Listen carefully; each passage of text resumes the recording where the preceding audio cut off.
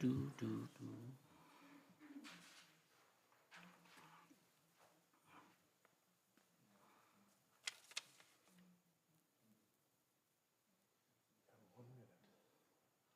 Less than 30 seconds. Yeah, I'll do that, and yeah, we'll do that, yeah. Good afternoon, everyone, and welcome to the Council Committee for February 15th, 2022. We would like to acknowledge the traditional territories and the oral practices of the Blackfoot Nation, which include the Siksika, the Kainai, and the Piikani. We also acknowledge the Tsuut'ina, the Stoney Nakoda First Nations, the Métis Nation Region 3, and all people who make their homes in the Treaty 7 region of Southern Alberta. We're making this to acknowledge and demonstrate our continuing efforts to work together as we strive for reconciliation through increased and collective learning. Okay, we have an agenda in front of us here. Go ahead, Alan.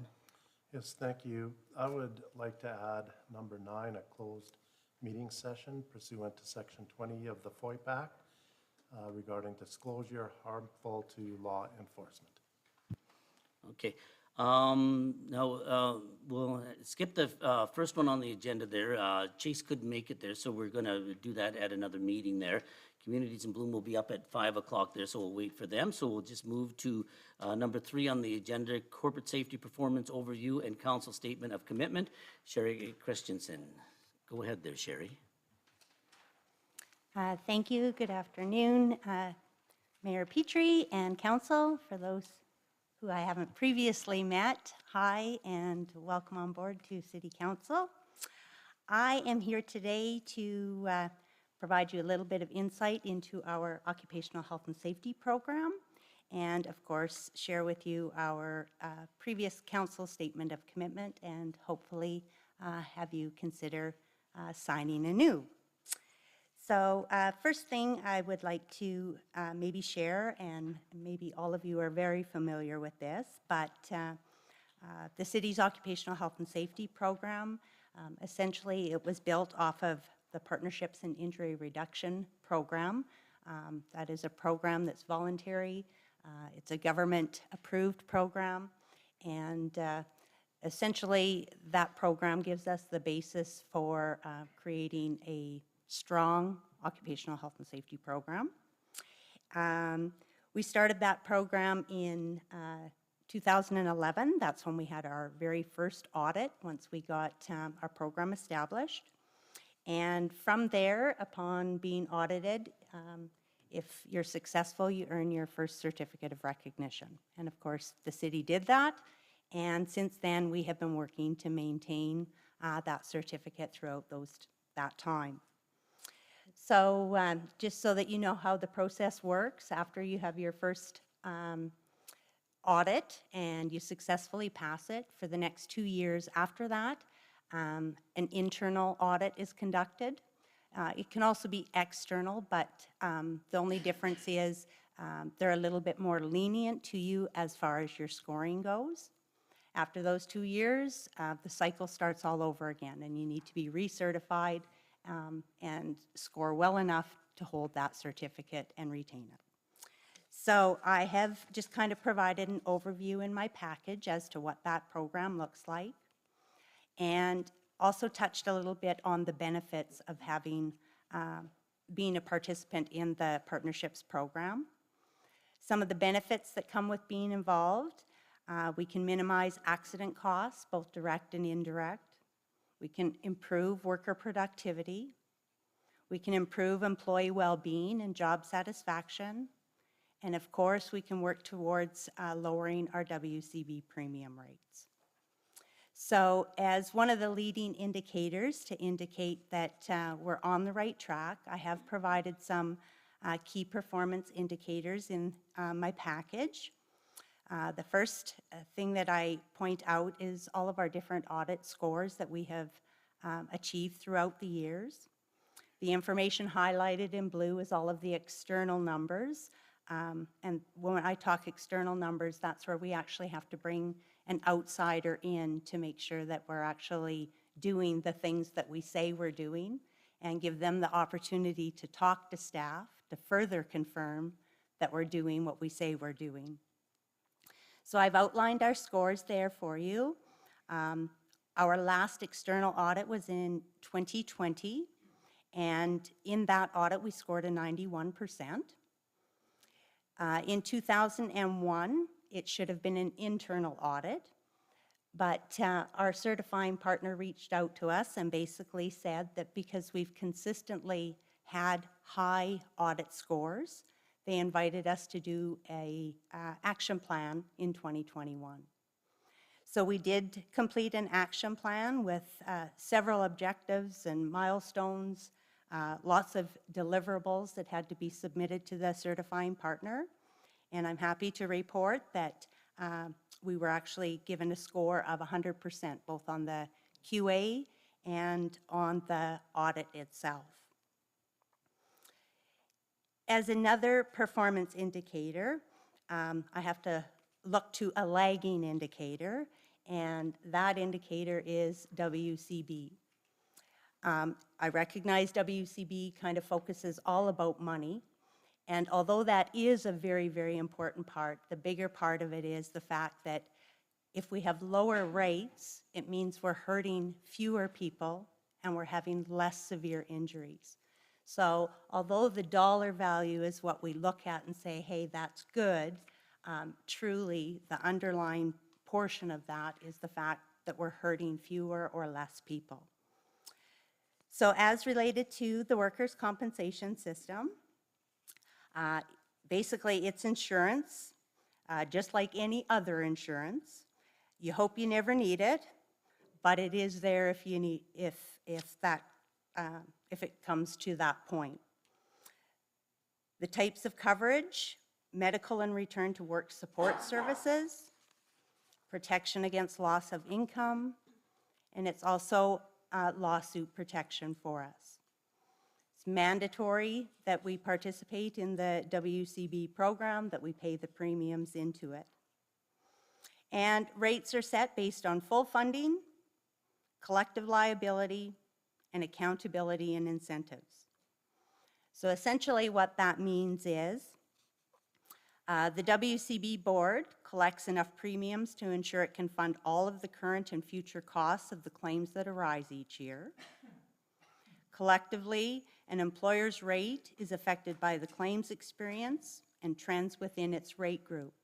So for us, our rate group is all of the cities in Alberta. And WCB looks at how well all of the participants in that rate group perform, and then they set a standard rate across the board. From there, depending how each individual employer performs, you can either receive discounts or surcharges. Surcharges, of course, is somewhere we never want to go, but it can happen, and it can be very costly. Surcharges can go as high as 40% higher than industry rate. And there's an extra thing that WCB throws in there. If you have too many years of surcharges, then they actually tack on something called a poor performance surcharge. And that can be an additional 200% of what your current premiums are. So what does that mean? Well, potentially, if it was the worst case scenario for us in 2021, our premiums could have been $413,440. So huge compared to the 90-some thousand dollars that we did pay for 2021. When I look at our key performance indicators, one of the first points I have, it comes from our employer WCB premium rate statement summary for our rate year of 2021. So in 2021, our industry rate was $1.60 per $100 of our insurable earnings. Our employer rate for that period was $1.38, meaning we paid 22 cents less per 100 of insurable earnings. That earned us a discount of 13.81%. That discount when converted over to dollar value, was $16,792.96. When it comes to setting our rate years, it's actually based on a 3-year window of time. So in 2021, the numbers we paid were based on our claim costs from 2017 to 2019. For that same period, we were actually 27.62% lower than industry average.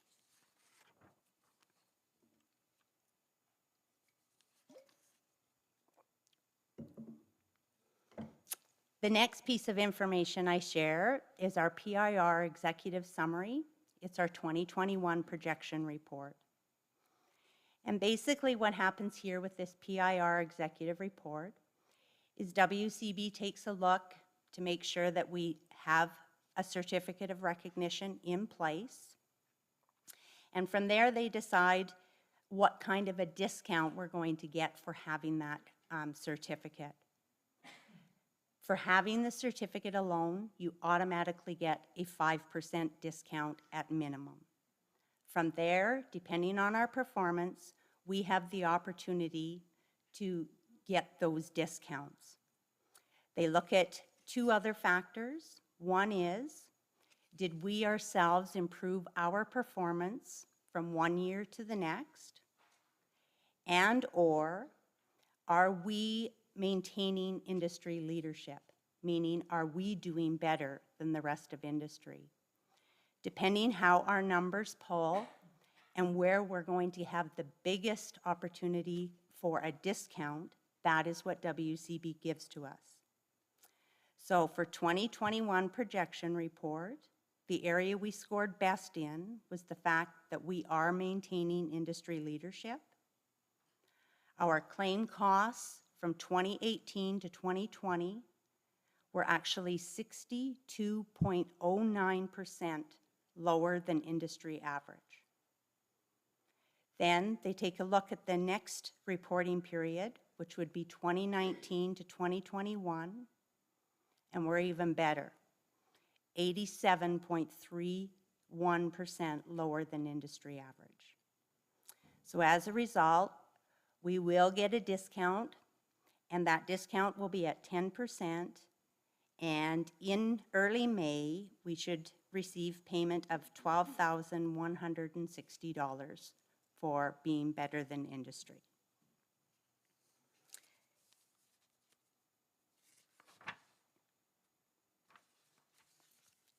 Point number 3, employer WCB premium rate statement summary for our rate year 2022. Industry rate is at $1.77.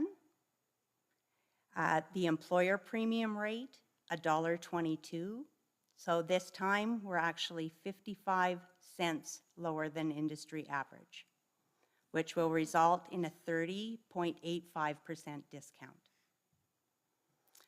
Our claim costs in 2018 to 2020, 61.69% lower than industry average, which means we'll have an experience rating adjustment of 30.85% lower than industry.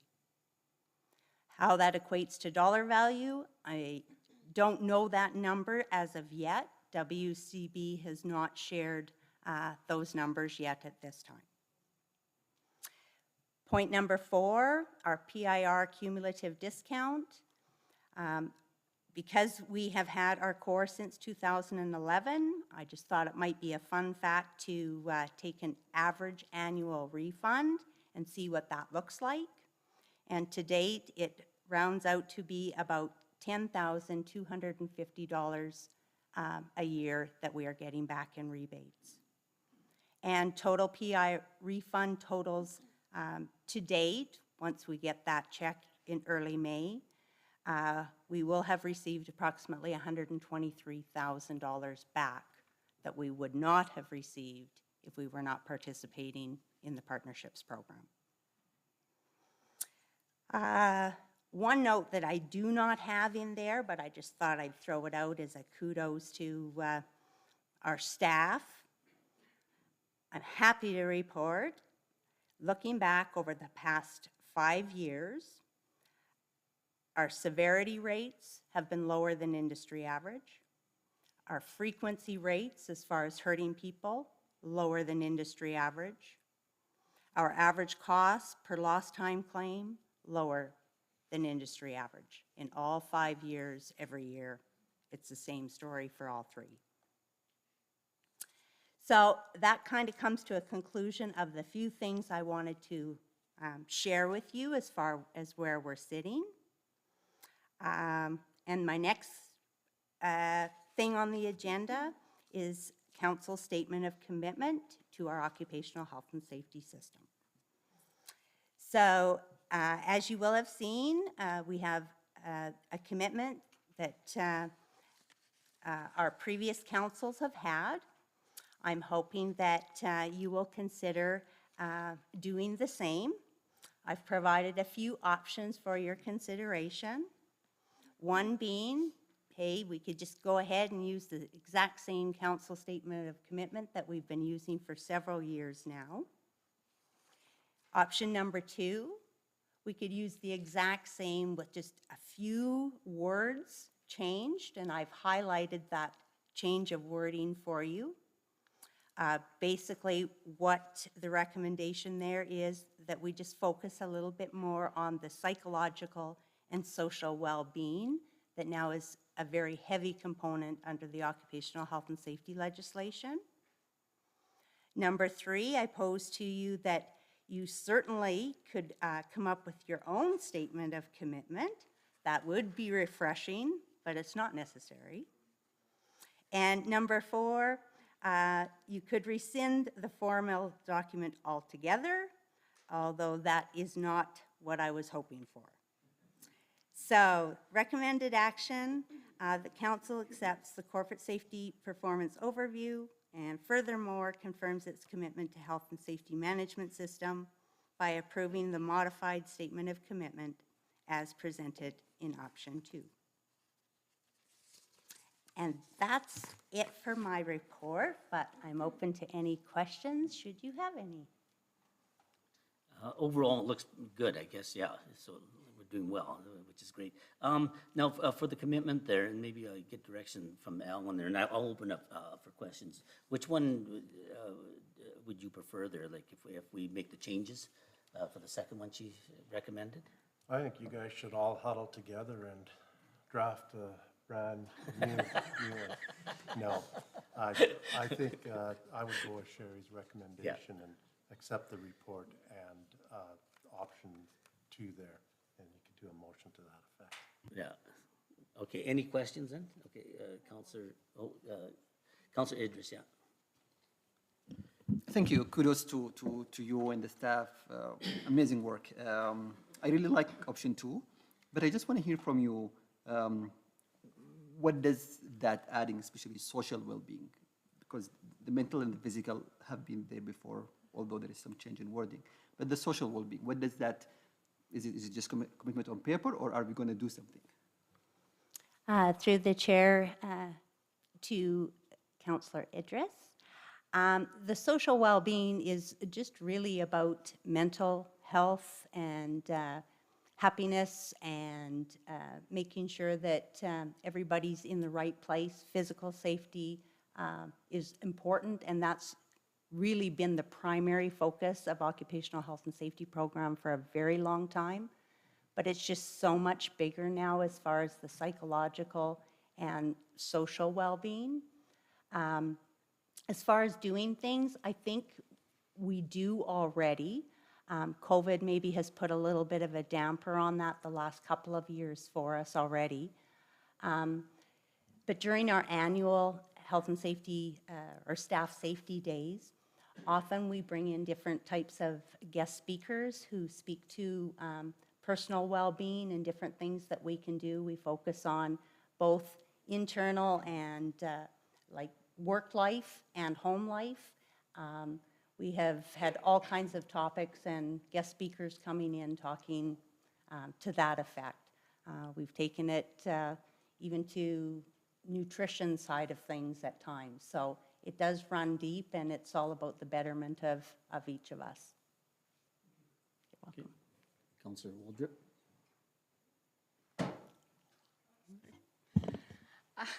Thanks. Really impressive report. I just had a little question with the key performance indicators here that you have for the COR audits. There is a small but consistent decrease. It's hard to notice because the numbers are so great, but they are consistently going down a little bit every year. Are there certain trends that we should be mindful of, or that you're seeing kind of pop up a little bit more recently? Through the chair to Councillor Wardrop. Love your question, and quite honestly, I was prepared for this. So I'm going to focus on our external audits, because external is that outside person. Yep. Internal is often my team, and in some ways, it's a little harder to be an internal auditor because you're supposed to be very focused on the information you're receiving, but you know a lot of things that the external auditor isn't going to know. So generally, you're going to see a lower number on an internal than an external. We did have a fairly significant drop between 2017 external and 2020 external. It was 6%. And the easy explanation with that one is the fact that we had some really significant legislative changes that took place in that time frame. And probably the thing that was biggest to us was the fact that our need to have job hazard assessments completed for every position within the organization was a huge undertaking. Most of our JHAs, job hazard assessments, were completed based on tasks in the past. And we would have had upwards of probably 400 of those different tasks that take place in the city. But all of a sudden, the government decided, you know what, we need to be able to better link these to position specific. So I need to be able to go in and pull up maybe a bylaw enforcement officer's JHA and look at all of the different things that they do. So it was a matter of recreating many of those. And during that time frame as well, we went from paper to electronic. We introduced the e-compliance system. So therefore, we were we were about 3/4 of the way complete when this audit took place. So we still had paperwork to justify us and our actions, but it just wasn't where the auditor expected it to be. Since that time, within our one-year action plan, that was one of the commitments that we said we will have done by the time we submit in December 2021, and that's where we scored 100% on that, so we have since accomplished that. That particular element that drove our score down by 5% only scored 75%, where traditionally it was up in the 90s previous. Great. Thank you. Any other questions? Okay, and then I guess we just vote on the recommendation then. Oh, okay, okay, I guess a motion on that. Ray makes the motion on that. The council accepts the corporate safety performance overview and further confirms its commitment to the health and safety management system by approving the modified statement of commitment as presented in option 2. Okay, any other questions? All those in favor? Thank you, Sherry. Thank you for your time. Yay, thank you very much. Just wanted to point out that Councillor Wardrop being a teacher, like 91% was good for me, eh?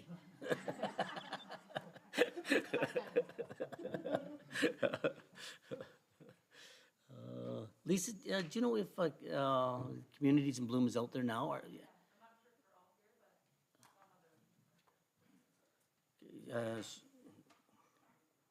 Can we go on? Can we do the next one then? Or? Yeah. Okay, we'll just move along here.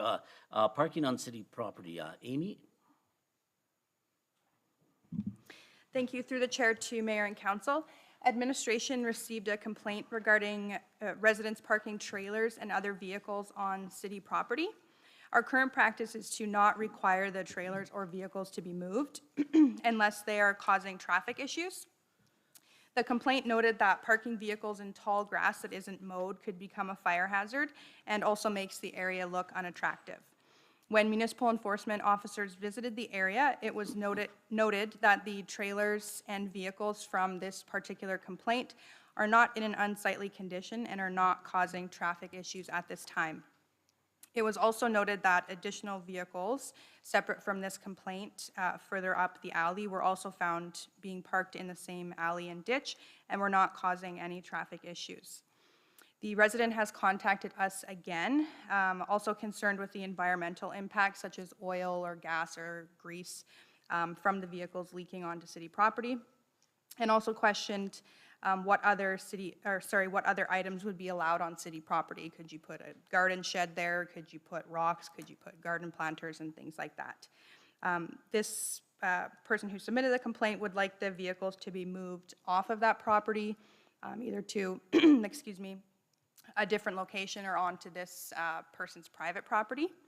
So our our recommendation is that no changes are made to the current practice for trailers or vehicles parked on city property, and we would be happy to answer any questions. Any questions? Councillor Woodruff? Could you clarify, or could somebody clarify where exactly I'm looking at? Like where are these, yeah. Through the chair to Councilor Wardrop, sorry, I forgot to mention, there are photos attached. This is an alley in Uplands. Do you remember the actual street? Upland Manor, okay. So it's facing that field, there's no Yes, housing exactly, behind? correct. It's houses, the alley, and then kind of like a ditch, grass area, and then a farmer's field. So then, because there are undeveloped lots there, correct? Right. Farmer's that field. uplands? It's a farmer's field, No, right? on Uplands Manor though, on the, like on the street? No? You would have, I think, on the other side would be the duplexes, right, or the fourplexes? Upland Court, is that what you're referring to, think the I- condos? Okay, yeah, maybe, Alicia probably knows the exact area there. Right. No, Yeah, no, is that's that- the oh, one up okay. here. I mean, up here. So where is it then? Yeah. It's Upland Manor, so it's kind of at the north end of Uplands. There's like a crescent shape, it's called Upland Manor, and it's all developed along the field. And then, I guess further north, you would get, is it Upland Avenue? And there's a park, so it's right at the north end Okay. of Uplands.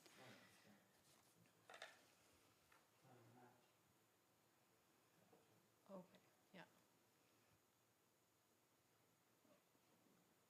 Okay. I was asking because I was wondering like if you could, like if there were empty lots there, if you could see these trailers parked from, you know, when people drive through that little bit, and then it would look kind of trashy, you know, unsightly. So that was my question about it. Okay, any other questions? Oh, Councillor, yeah, Jessica. Yeah, just, by parking on city property like that, is it essentially the same as I'm parking on a street? Or would there be any liability issues related to the city allowing this? Through the chair to Councillor Jessica, it's not the same as parking on the street. The street is obviously there for vehicles to park on. Because this is our property, we would have the ability to say, yes, you can park there, or no, you can't. Traditionally, we haven't really enforced this, like I said, unless they're causing traffic issues or line of sight issues or anything like that. I'm not 100% sure on the liability. I would have to look into that. Councillor Idris? So when you say we haven't enforced this, is there actually some sort of a policy or something that you are not enforcing? Through the chair to Councillor Idris, as it's our property, we have the ability to say that someone can or cannot park there, just like you would have the ability to say someone can or cannot park in your driveway, for example. So yes, we have the ability to say you cannot park your vehicles or trailers or anything like that on our property. We just haven't done so, again, unless it's causing an issue. Okay, go ahead, yeah. So in general, like I've spoken to some residents that believe, oh, you know, I needed to park a trailer on my own property and I'm not allowed to do so, okay? Would that say something to those people that believe that it's not allowed and now you are allowing some, you are not allowing, like, I don't understand it, but is there a thing about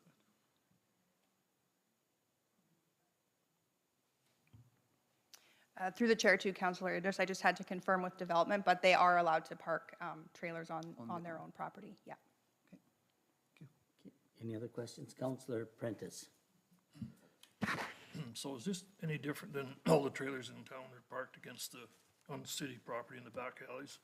The only thing here is you're across the street from, instead of against their fence, so if you're gonna start moving this, you gotta start moving the whole city, and I think you got a big problem, so you make up your mind what you wanna do with it, but it's a pretty big problem, I think, in town to start with. If it is or not, I don't know, but if it's not hurting anybody. Okay, Through the chair to Councillor Prentice, sorry. Yes, that's exactly right. If we were to ask this resident to move their vehicles and trailers, we would have to do the same for everyone in the city. Councillor Goodenough. I thought though, and correct me, I'm probably wrong, but correct me. I thought there was a similar issue to this in maybe around 16th Street or 17th last year. And didn't we get them to move? They were parking, weren't they parking across from their house basically? I thought we had them moved, no? This would be maybe 3 years ago. And there was a complaint filed.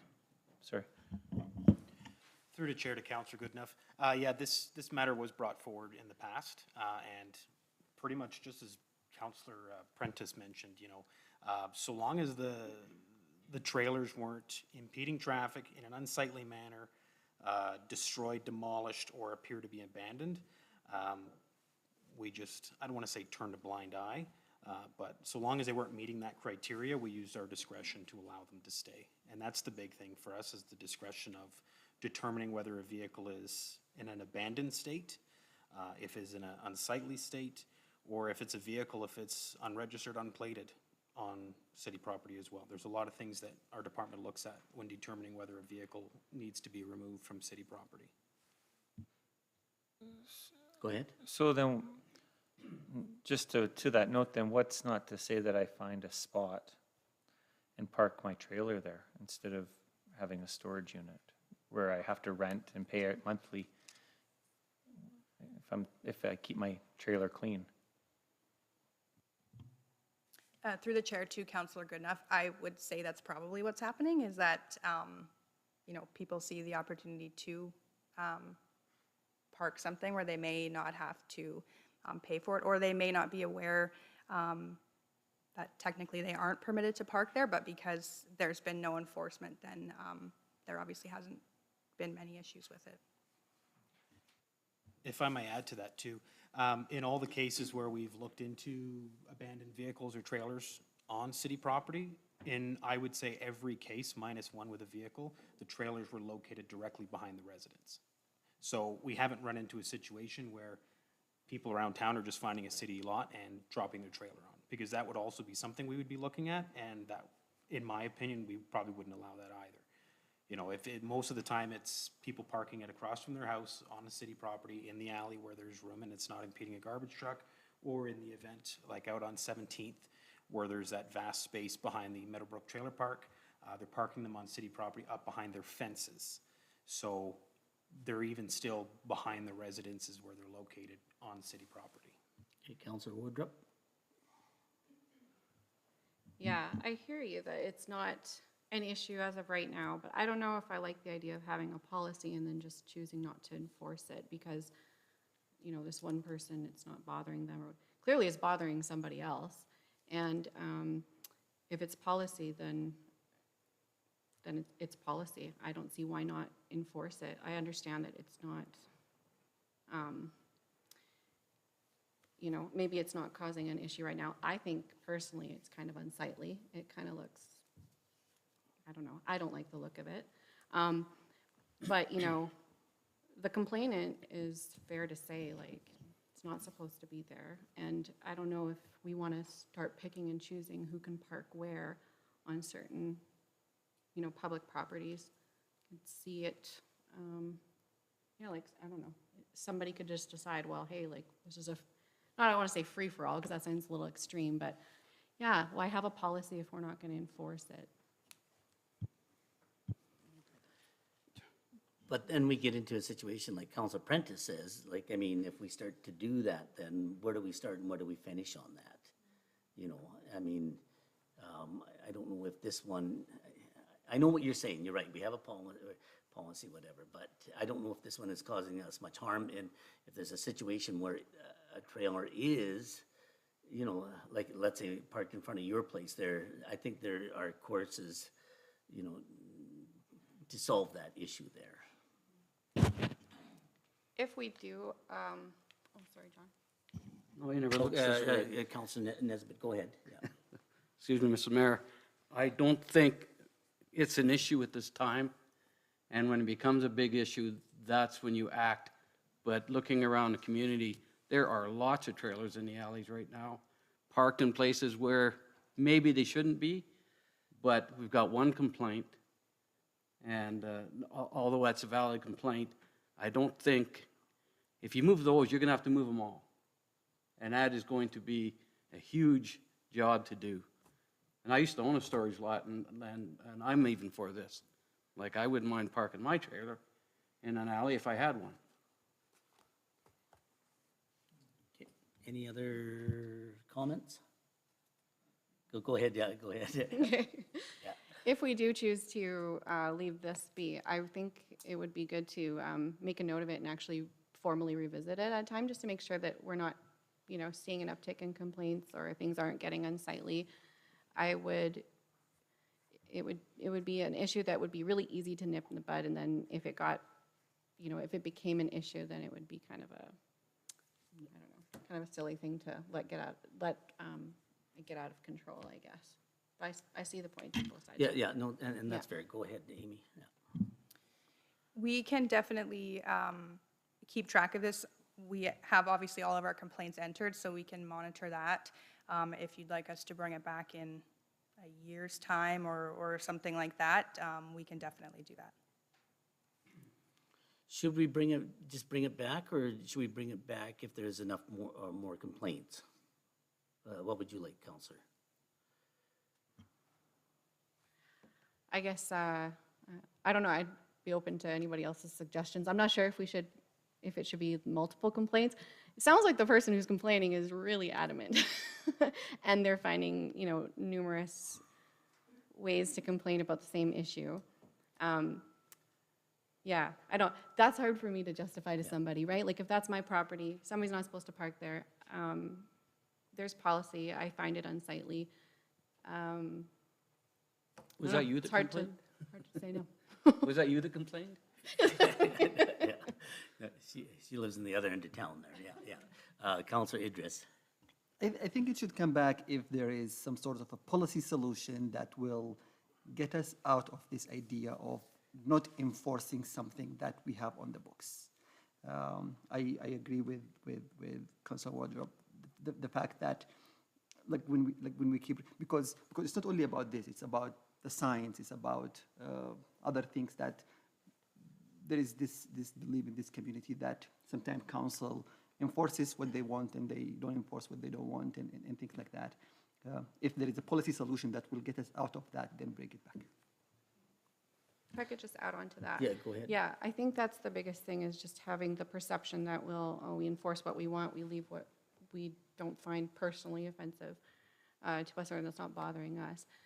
If there's a way that we could even come to a compromise with the complainant, that might be a better solution, but yeah, I think it perhaps sends a poor message. I also don't want to make like bureaucratic mountains out of molehills either. Like, I see that. But yeah, my point, I hope, stands. Yeah. Go ahead, Counselor Jessica. I was just saying, maybe it wouldn't hurt to get an idea of the scale of the situation as well, and possibly get that from Public Works that travels the alleys regularly. For example, if there are a lot of these vehicles that we find this acceptable with, and all of a sudden we tell everybody they can't do this, then I guess you have a situation where they may not have any place to take them as well. So it may actually create some hardship. So if there's any way to get a little bit of an idea of, are we talking about 10 vehicles, 100 vehicles, 1,000 vehicles? Yeah, good one. Okay, Amy? So this, there's just been reference to policy, so this is within our traffic bylaw. I can't remember the exact clause, but it's basically you can't park on public or private property without permission. As for Public Works, their staff usually does contact enforcement if there are issues with vehicles in an alley, whether they can't get past or, you know, something like that. So there is that relationship already between the two departments that they will contact our department to have vehicles moved and things like that already. As far as how many there are, Public Works may be able to tell us that. Our department does, you know, obviously do proactive patrols and things like that, so it could be something that in their regular patrols they can keep note of as well and just see, you know, how many there are roughly. Okay. Councilor Idris, no, you talked about, okay, coming back with a solution, or maybe just clarify exactly what you want. So my thought is that when I say if there is a policy solution, is that if we can put it in a language that will make, for example, rather than saying you cannot park on public, you say you cannot park or you cannot leave unsightly, whatever, like, so that it's not everything. But when it is everything, then you go that risk. But so if there is a change in the wording that will make it, you know, we are okay with it if this, or we are not okay with it if this, then we're good. And I'm not saying do that or bring it back or go and spend 100 hours to create that. But Yeah, what are your thoughts on that, Amy? Through the chair to Councilor Idris and Mayor Petrie, that's what our officers do right now, basically. They use their discretion to Yeah. say, is this unsightly or not? Yeah. Okay, Alan? Yeah, thank you. Through the chair to mayor and council, I do understand what Councilor Idris is asking for, and I know local and municipal enforcement uses those, and I think we're just asking that the guidelines that they use to make those determinations, if we can put those down on paper, then everybody has an understanding of what they are. So it's just taking what they're doing and actually putting it to paper. Councilor Prentice? Well, we do have a bylaw in place now, we just don't enforce it, so you can't start making deals with one or two of them here and there, you're gonna allow them to do whatever. So either you enforce the bylaw that's there and have everybody move the way they're supposed to be, or whatever, you just can't put things in there that, well, if he's not bothering anybody, you can't. So I don't know how you're gonna handle something like that. The bylaw is the bylaw. Just because we don't enforce it, there's lots of places for storage in the city, so it's either good for one or it's not good for them all. So you gotta make up your mind, enforce the bylaw or leave it alone, so. But you cannot start picking one or two out and saying, we'll give you a deal. There isn't such a thing. It's gonna happen. We'll have another Coots system right here in Brooks.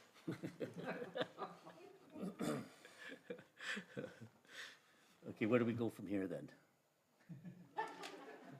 Number 5. Yeah, no.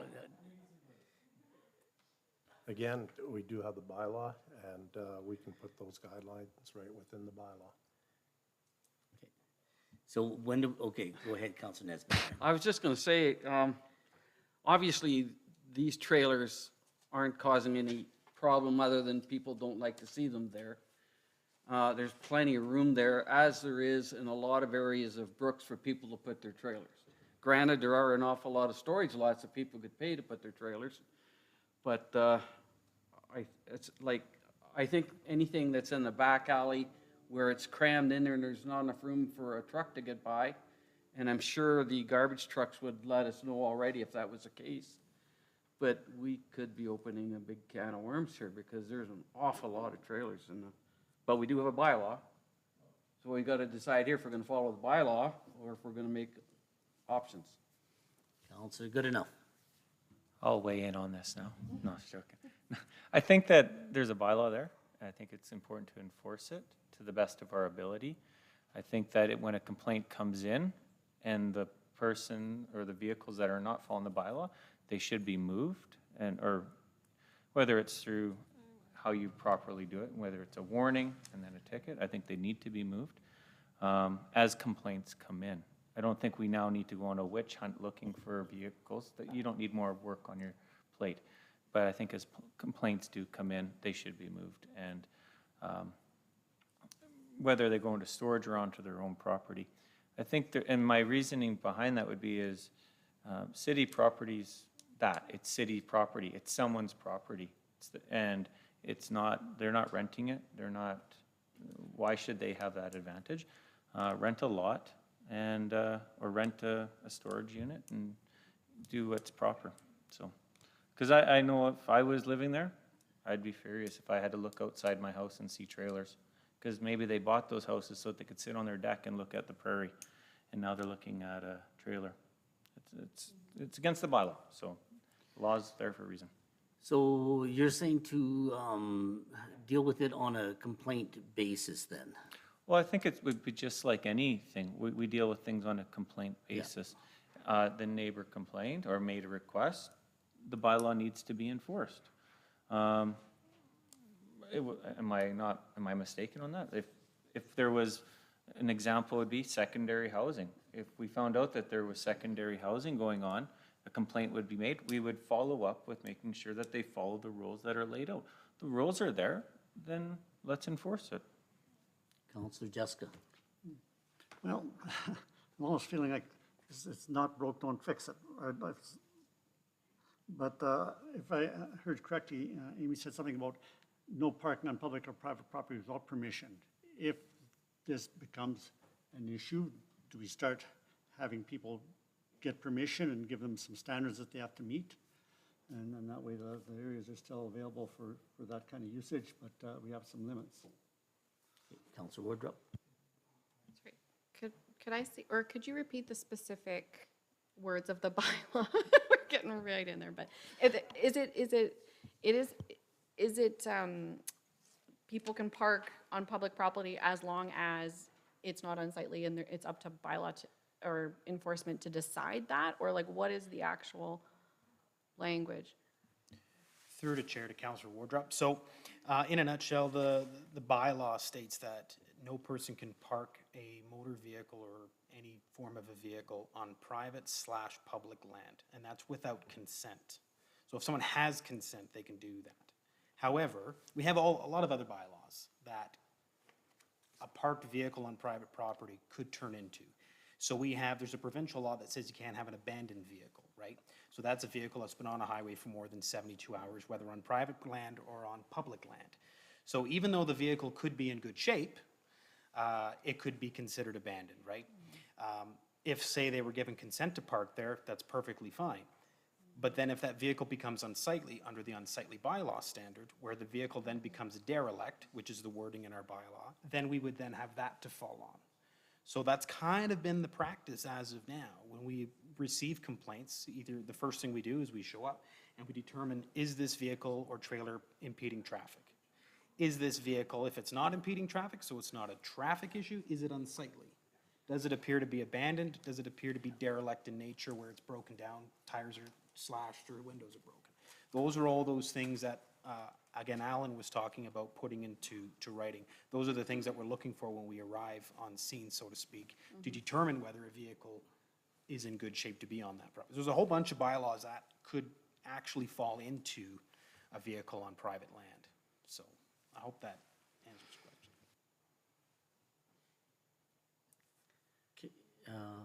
Well, Go ahead.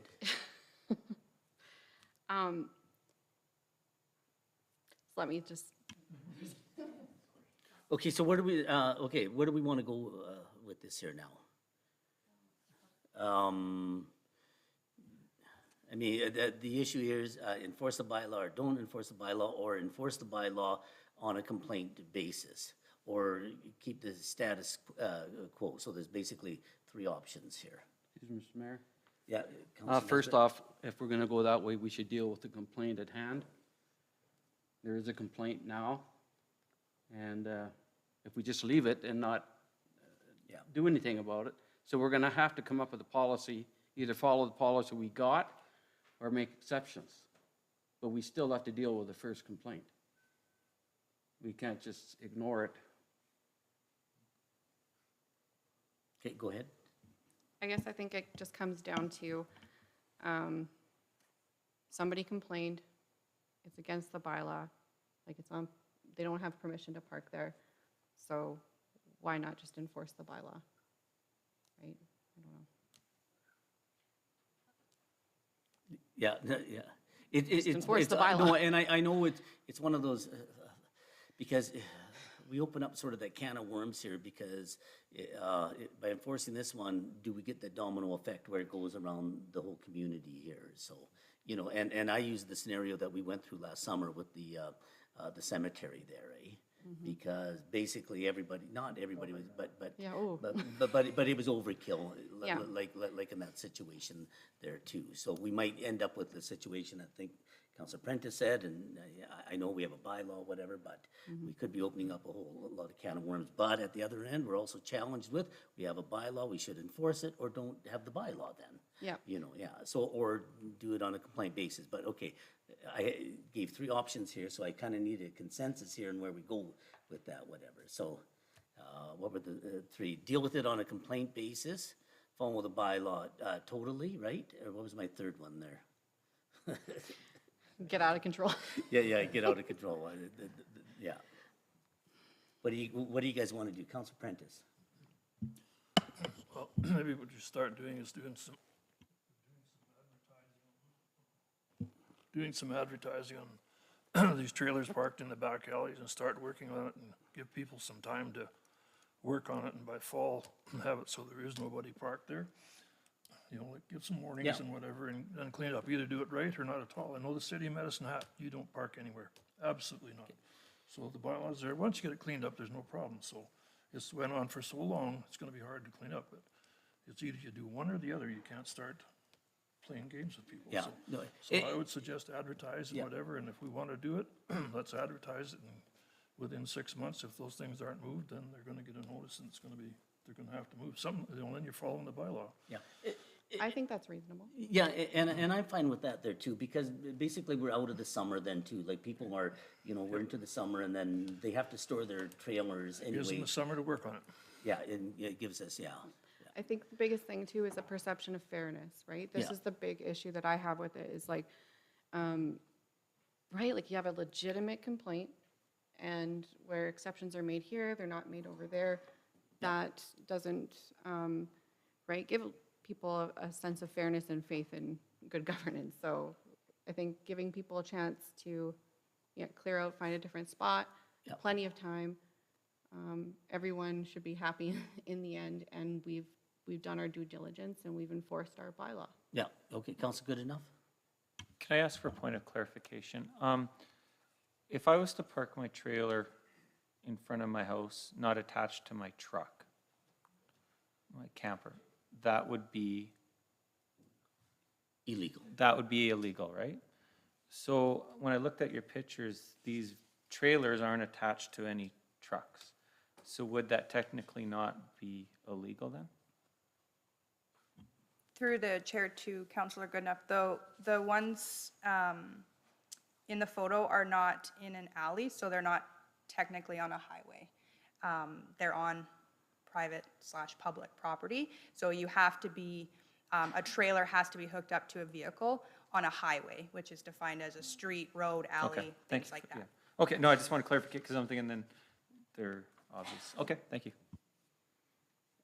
Okay, any other questions? So, okay, the solution or not, or what the compromise today is to advertise that if you're not on your, well, you'll figure out the wording for me, but, and do we set a date of, it has to be done by the end of, I go October 31st, because I think of the camping season, we're out of camping season, people, you know, are storing their trailers, they can take it to a storage lot then. Is that fair? Is that fair, Council Prentice?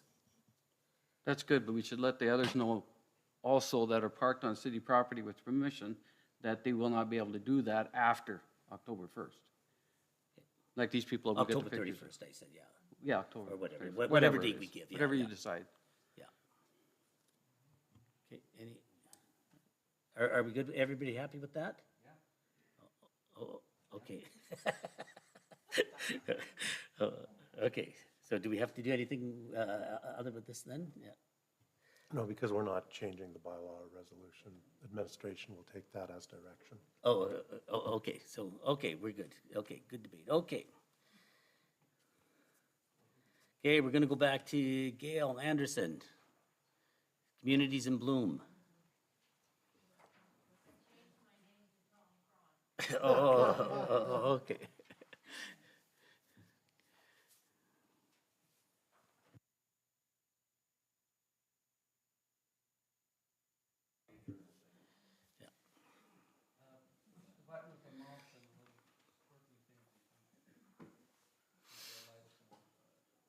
This one, hey, there we go. Thanks for coming, Tom, and I hope we can have such a riveting debate as our last 30 minutes here. Well, So- I wish I knew what you were talking about. So thank you, Mr. Mayor and council and staff. We're pleased to be here this afternoon. What I'd like to do to start with is just to introduce the other Communities in Bloom members that are here with me today. You already mentioned Gail Anderson. Gail is our chairperson. Darlene Healy is also here, and Karen Nagy. Where's Karen? These ladies are both, Darlene is actually our secretary, and Karen is our, one of our directors, and Councillor Juska is also on our board. There are a couple of other members, Jackie Murray, who's a longtime board member, and Bev Signorowski, who are unable to be here today.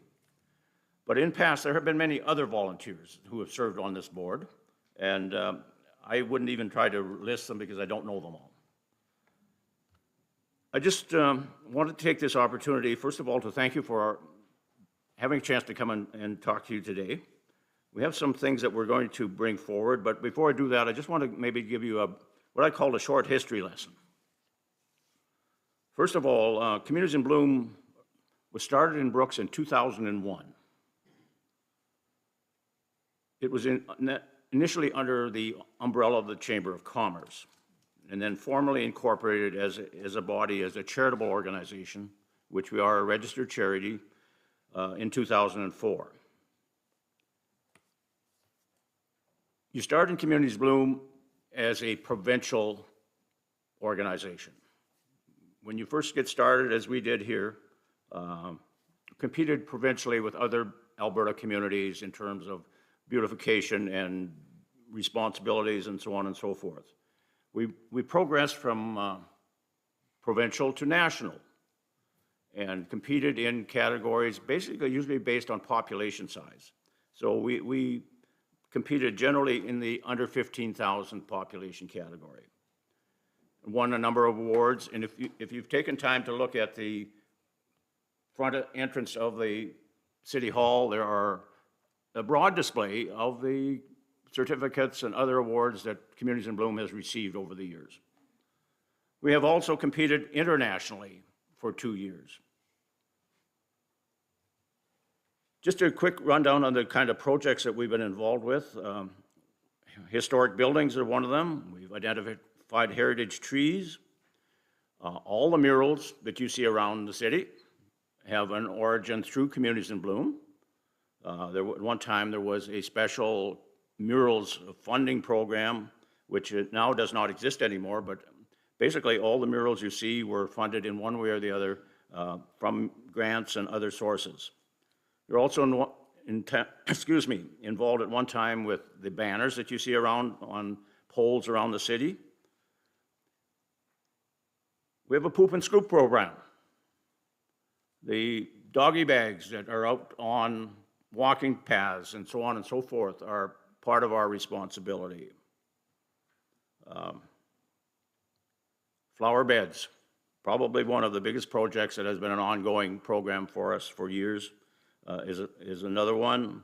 Hanging baskets, again, baskets of floral displays on the tree, or excuse me, yeah, on the trees as well, but on the poles around the city. Commemorative forest out there by Stafford Lake. The Rose Garden, which is located at the museum.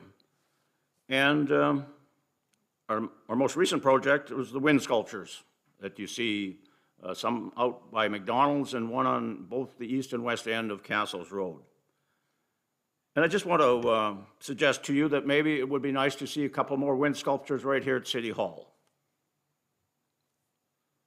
Now, most of our responsibilities, particularly in regard to flower beds and hanging baskets, is that we basically offer the service as a banker. We bill the flower beds $250 a year sponsorship money. That money is paid to us as Communities in Bloom. We in turn get billed by the city for the cost of those beds, and so it's an in and out transaction, both for flower beds and the hanging baskets.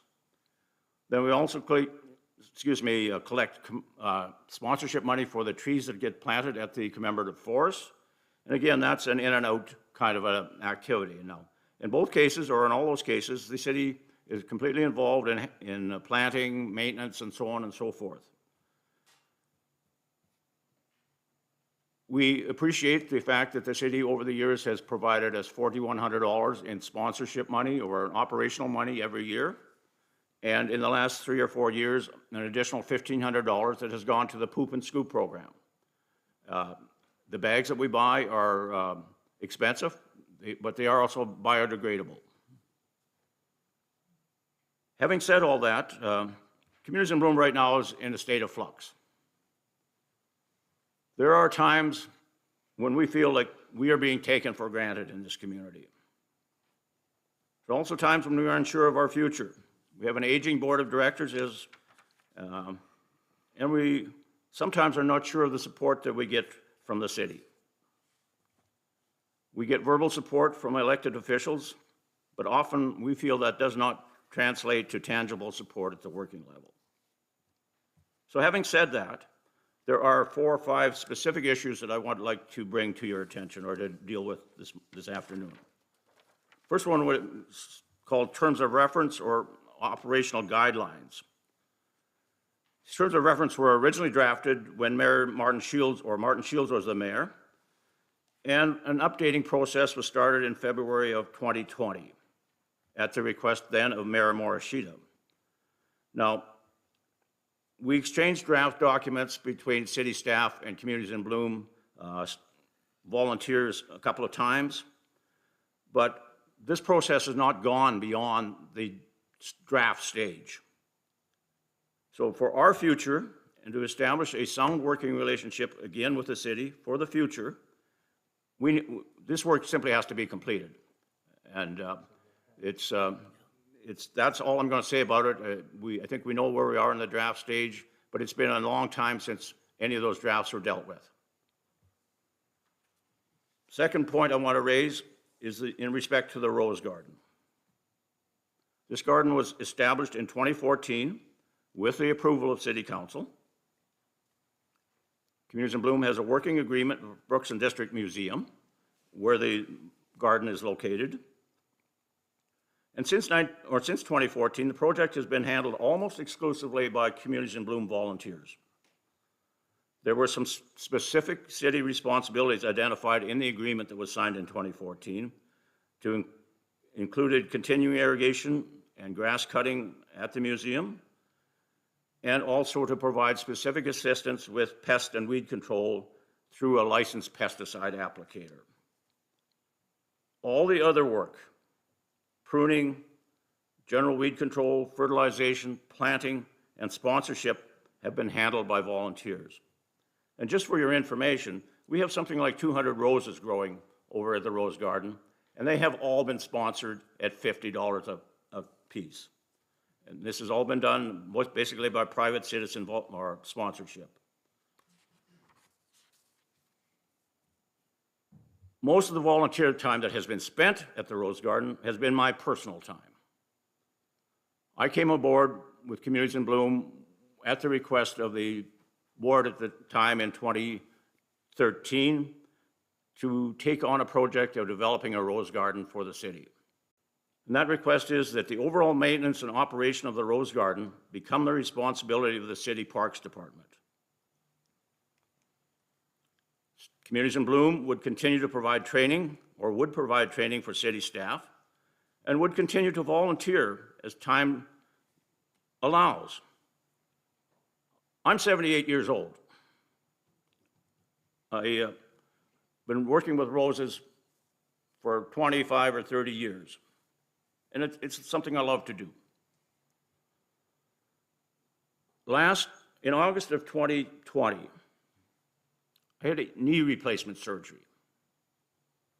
And I made a specific request through Councillor Goodenough, who was our councillor at that time, asking that the Parks Department take over the general maintenance of the Rose Garden for the rest of that year. That never happened. So this is one of the reasons for our specific request today, and we would like to see that commitment written into the terms of reference that we just talked about. The third point I want to talk about is regionalization. Since Communities in Bloom was established in our community in 2001, it has focused solely on city activities and city projects. When we had competitions nationally and judges came to our community, we were not allowed to talk about anything that happened outside the city limits in terms of projects that related to anything that Communities in Bloom is involved with. We now think that this has become a limiting factor in our future growth and our future success, particularly if we would continue to compete in the international category. We did very well with our projects when we were doing national competitions, but we really had our eyes open when we started to compete with communities in Italy and France and other locations around Europe particularly. So it's our opinion at this point that we need to do something to expand our opportunities. We have not had judges in our communities now. Now, of course, with COVID, the last year, there was no judging anywhere. But we don't think we have anything new to offer judges that we can be proud of and really make Brooks stand out. So we have talked to National Office of Communities of Bloom about regionalization, and it's a concept that can work. But we think if we went to a regionalization concept, we could include attractions and projects in the county and other communities, things like the Scandia Museum, Dinosaur Park, the Aqueduct, Bazzano Dam, and others. I guess the reason I bring this up today is that because we have been funded solely by the city, and this has been a city project over the years, that we would like your blessing to move into a regional concept to see if we can expand our horizons and make us a better organization. Maybe we become the Brooks and District Communities in Bloom Foundation. Anyway, it's something that I put on the table. We would like some direction, or at least support, and then maybe some direction from you as to how we might proceed with that. The fourth point that I want to just put on the table, and this is maybe more a personal opinion than anything else, but we have a number of new councillors sitting up in front of us. I would like to suggest to you that all of you as councillors and senior city staff join Communities in Bloom in a tour of Communities in Bloom projects this summer. I think it would offer a great educational opportunity for all of us to relate one to another in a tour situation as to what some of the issues are, and to simply make it more available to everybody, more familiarization, and generally to improve our images. So we have agreed that we will go back into, last year we did not become part of Communities in Bloom nationally. But we have made a decision that we are going to register this year. We will be in a category called the Circle of Excellence, but it will be a non-evaluated category. So we will not be having judges come to the community. But with some of these changes that I've talked about, I'm very hopeful that in 2023, we will in fact again be competing probably internationally, and we will have something new and significant to offer. Thank you very much for your time. You had 5. I just got you, number 5, we're missing 5. That was the registration, sorry. Oh, okay. 5, yeah, sorry, okay, I didn't mention 5. Yeah, 5 was just the registration comment, and 6 is my thank you. Oh, okay. Just, I'm going to go back. First of all, when you say take for granted, I don't think anybody takes you for granted, Tom. You know that during the election campaign, during the debates, I mean, everybody talked about, the wonderful work you guys do in the community there. I get visitors to town here and everybody, and I've told you 1,000 times, whatever, everybody talks about the outside of the house, but our inside of the house looks immaculate, whatever, with the flower beds and things like that there too. So I don't think anybody's taking you for granted there, because we certainly appreciate, I think, I'll speak for myself, but the other councilors can also speak to that, we appreciate what you do in the community. And I think it is contagious, even, to my front yard and things like that too. And Gail, you can come up and talk and hit the mic there too, but you can't talk until I let you talk, okay? Because I know you were a teacher there too, otherwise I'm gonna give you a detention here. I just want to go through, and maybe Alan can kind of help me here. We'll go through the granted thing, the terms of reference there, and I think we've been working back and forth on that. And I think that's an easy problem to solve, and you had some other ideas in there too, but go ahead there, Alan. Yeah, the terms of reference, I think the last draft we did was in February of 2021, and we sent that over to Communities in Bloom, so that one's sitting in their lap for a response.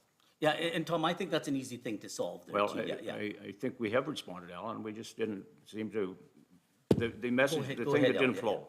We incorporated, I thought at that time, just about everything that you had requested for. You had a meeting, I believe, with Mayor Morishita and Councillor Petrie at the time, but we have not got a response from the final one that we sent over, so we can send it over again.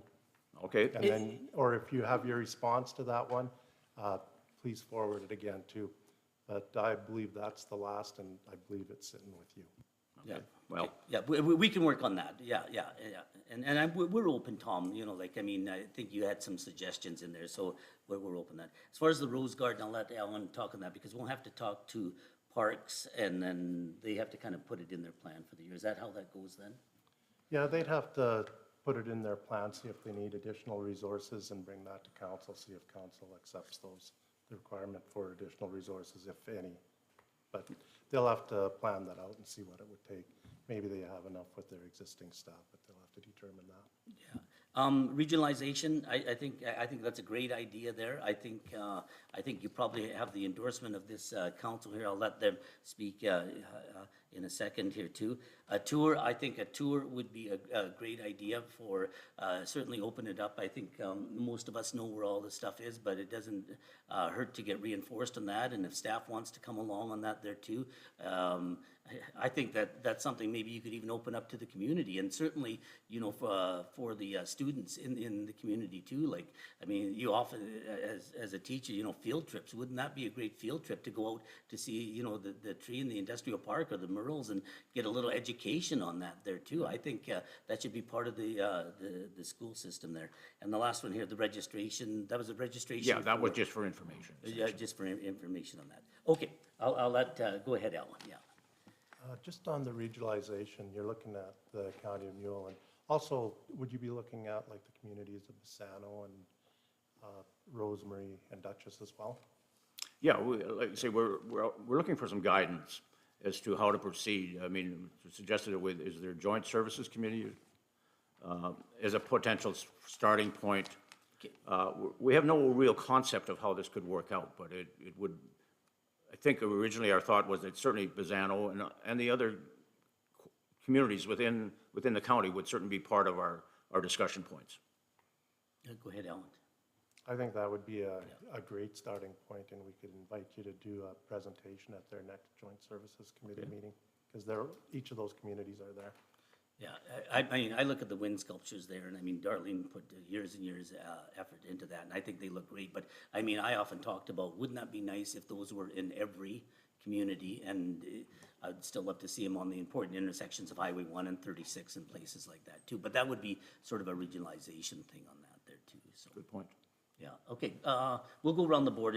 I'll just go ahead there, Councilor. Good enough there. Yeah. Great presentation, and always it's great to see the ladies and you. So my question is, like, I'm a little worried about regionalization. I think it's a great idea.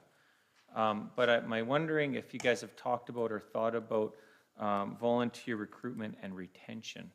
As you made a comment, you're turning 56 this year, I think it was, you said? No.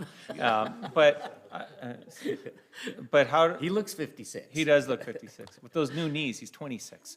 So, but is there a plan in place to kind of work? Because I think regionalization, that's a great idea, love it. But how do we keep people a part of Communities in Bloom? Well, I think, Councillor Goodenough, that we have the same kind of issues in membership on our board as many other organizations do at this point. Volunteers are hard to find. People who want to dedicate some time to, the efforts that we're involved with. The last time we talked to council, Mayor Morishita, there were some volunteers from the city saying, well, we'll help you find some people. That hasn't happened. We haven't had anybody new come on our board. And frankly, we are struggling. I love my job as a volunteer, but it's going, there was a point in time where age creeps up.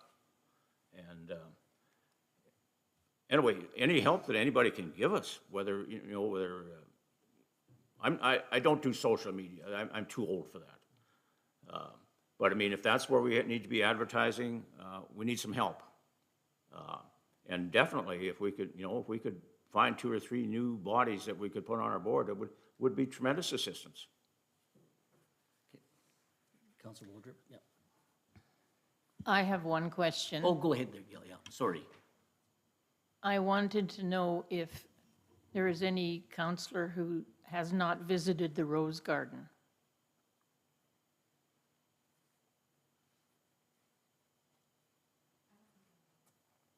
She's young. Yeah. How many others? Come on, fess up. Yeah. And I think I bought a rose or two, right there, Tom? Yeah. Yeah, Have you several seen of them? you have. Have you seen them planted? Yeah, no, I have, yeah.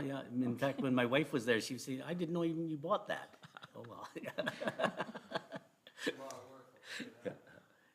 And with regionalization, we are asking the city through the, what was the name? Joint of it? services. Joint services for help. We don't know where we're going with regionalization. It's a term we think will work, but we don't know how. Yeah, as Ellen suggested, we have our joint services, and we'll get you on the agenda for the next meeting, which is the second Tuesday of March on that one there, right? If we can get them on that one, or, so yeah, it'd be nice to get it early in the year on that one. Yeah, that would be March 8th, yeah. And I've got 2 years on Tom. Oh, okay. Yeah, Councilor Wondrop, yeah. Thank you for your presentation. First, I'd like to say how much I really love Communities in Bloom and the beautification that you guys have done for the city over the years. It's noticeable, and I know you said, like, I'm a new counselor. I'd love for you to hear from me, somebody from the outside who hasn't dealt with you personally, how much beautification and how much of a difference you've made in the city. My friends come into town and visit, they comment on the beautiful flower beds, the banners. The commemorative forest is wonderful. I have a loved one in that forest as well. And so just, well done. It's such a great part of our community, big part of the heart of our community for many years.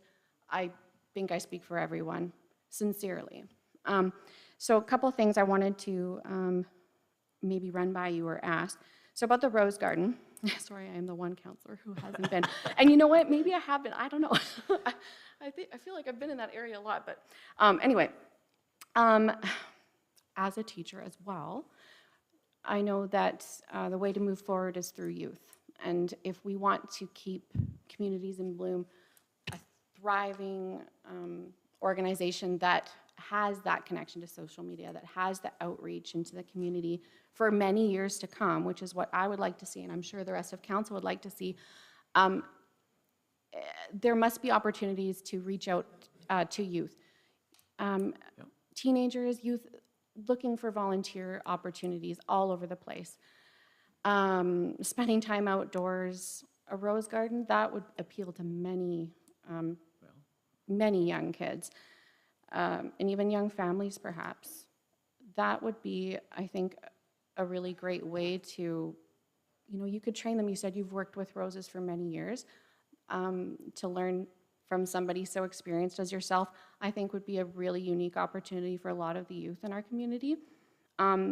Maybe even we could reach out through FCSS. I know volunteerism is, a big part of what they do. Perhaps there's an inroad there that we could help you find. That was the one thing about the volunteerism and the youth, for sure. The other thing I had was the tour would be amazing. I would love to go on a tour. I think we would all love to go on a tour, especially in the summer. We can see everything in full bloom, no pun intended, but I would love to go on a tour, and I think that would be great to organize. The other thing too about regionalization, just curious, doesn't seem like overly committed to the idea of what it is and how it works, but also want to move in that direction. I'm curious why the other communities, like larger communities, could they not beautify their own areas without us having to?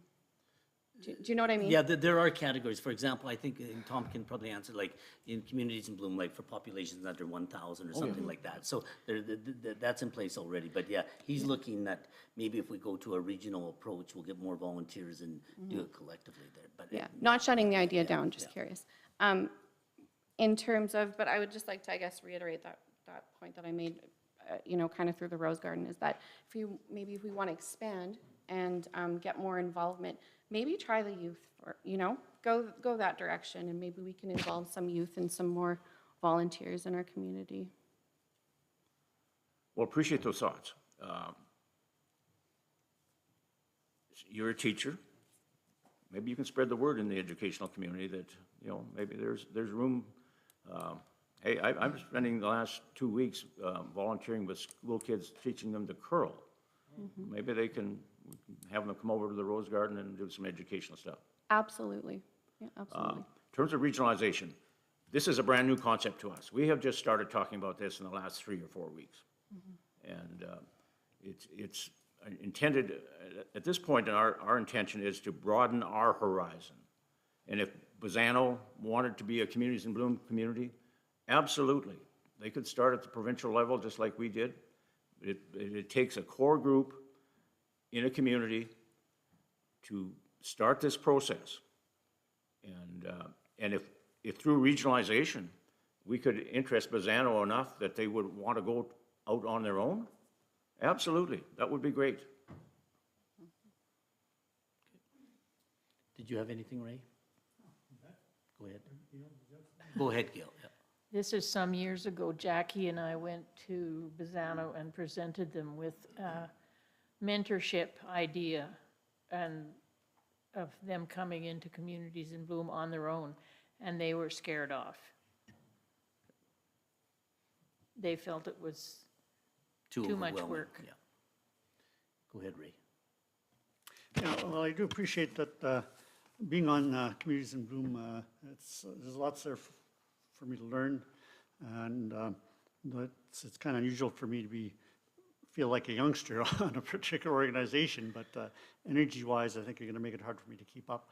I think the regionalization through joint services and brainstorming, I guess, a starting point would be to come up with a list of potential attractions, and they're not necessarily tied into particular communities. You have things like the aqueduct, and possibly through Communities in Bloom involvement with these attractions or facilities, they could make some efforts to spruce them up to fit in more with the idea of Communities in Bloom.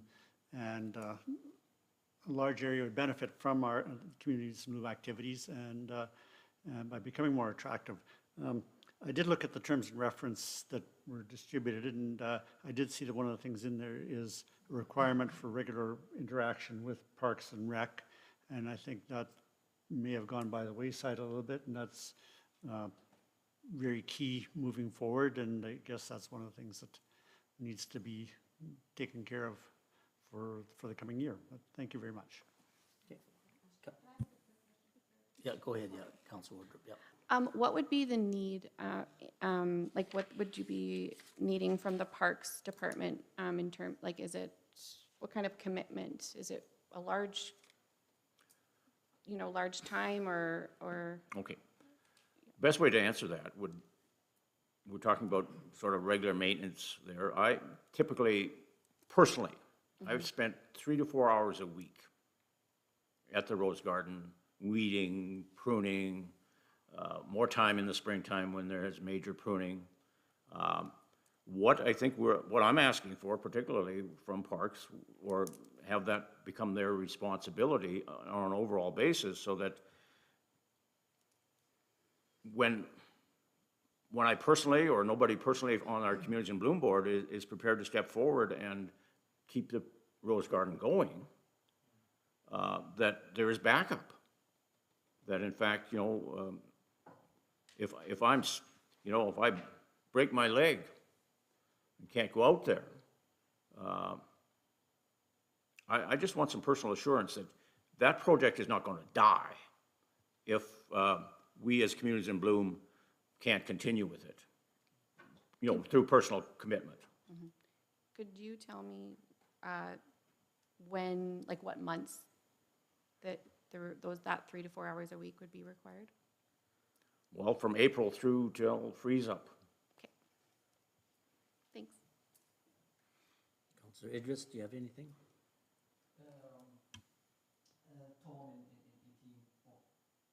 Tom and team, thank you very, very much. I really appreciate the work that you do. And Tom, I have worked closely with you on other projects, and you are younger than many young people these days.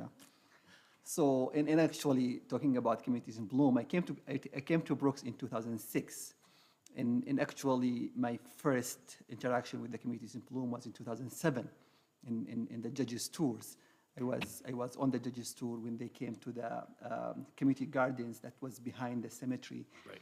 And that was the first time I met Jackie and some of the volunteers, and I have been engaged with my wife with the cleanup. And that's what I wanted to talk about, the cleanup. We do the cleanup mainly around the judges' arrivals.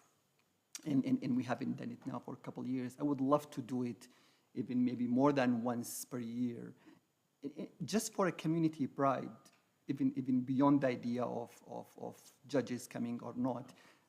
It's one of those events that gives people community pride, that gives people, even introducing people to volunteerism in the idea that, you volunteer in the community. We talked about the volunteer situation, and having that mass interaction with the Communities in Bloom through that cleanup actually could be a drive for more volunteers and more engagement in starting from there. And the answer to volunteerism is, as Marissa said, youth. How can we get youth more interested in that, in getting engaged? And actually, again, a side note, the idea of a volunteer resource center. We used to have a volunteer resource center in our community that we don't have anymore. And that resource center was a very busy place. There was a lot going on, and we need to look into if whether it's through FCSS or someone else, if there is an idea to bring that back. Regionalization, I was going to suggest the idea of the Joint Shared Services Committee, but I think it's a way to go. We have a very beautiful region. We have many things around here, whether it is in Scandia or whether it is in Bassano or even further at the Dinosaur Park. And I think there could be a lot of opportunities that could be utilized to get you to your goal.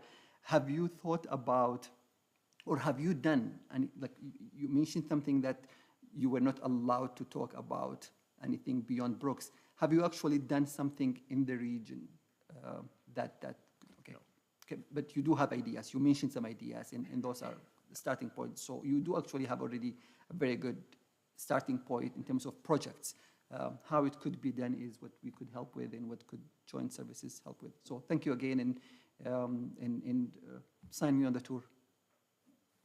Okay, Councilor Nesbitt? Thanks, Mohammed. I really neglected to mention the community cleanup. I think that's something historically was very important, and I mean, it did tie in with judges, but Gail has brought forward the idea a couple of times of Tidiness Tuesdays, just, promoting the fact that, there are opportunities to pick up garbage.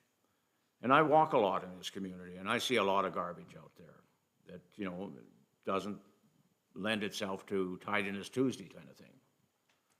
But definitely something I personally agree we maybe need to reinstitute on just a community-wide basis. Well, I'm sure the council, and I know my wife and I were 110% in support of Communities in Bloom. We sponsor a sign at Evergreen Park. We grow petunias. My wife grows petunias. I don't. I try to water them. I think that finding people to help you on this board, I can't understand why you can't get more people to support this. Well, everybody supports it, but nobody wants to put their name in to help.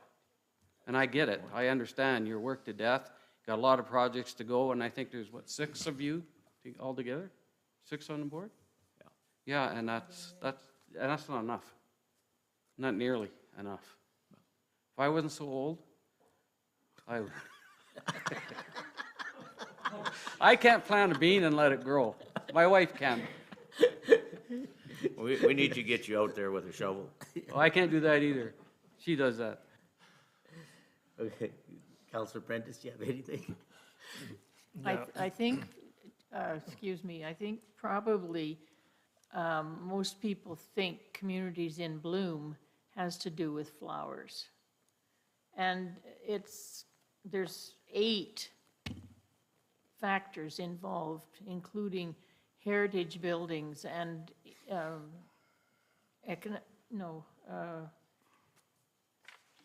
Recycling. recycling is a big one.